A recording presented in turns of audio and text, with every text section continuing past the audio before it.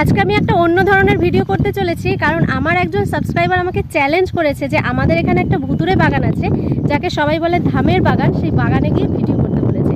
তো বাগানটায় যাওয়ার জন্য একদম কাছেই চলে এসেছি। সামনে একটা ক্যানেলের মতো আছে, মানে এখানে জল আছে, এই জলের জায়গাটা পার করতে হবে। আর চারিদিকটা কিন্তু পুরোই ফাঁকা। একটু দেখিয়ে দিই চারদিকটা। চারদিকে কোথাও কোনো মানুষজন নেই, না কোনো বাড়িঘর আছে, কোনো কিচ্ছু নেই। এখন সেখানেই যাচ্ছি, চলো। ওটা চলে যাচ্ছে ভাই, ব্যাস একটু বন্ধ। এই সেই বাগান। আমার যে সাবস্ক্রাইবার আমাকে চ্যালেঞ্জ করেছিল যে এই বাগানে এসে ভিডিও করতে হবে, এখানে কিন্তু আমি চলে এসেছি। সত্যি খুবই ভয়ঙ্কর জায়গা। ভেতরে যত ঢুকছি ততই গা ছমছম করছে। কারণ হচ্ছে এই বাগানের মধ্যে একটা খৈফল গাছ আছে, যেখানে একসাথে মা আর মেয়ে দুজন একসাথে মানে গলায় দড়ি দিয়ে মারা গেছিলো। সেই জন্য এই বাগানে কিন্তু কেউ আসে না তারপর থেকে।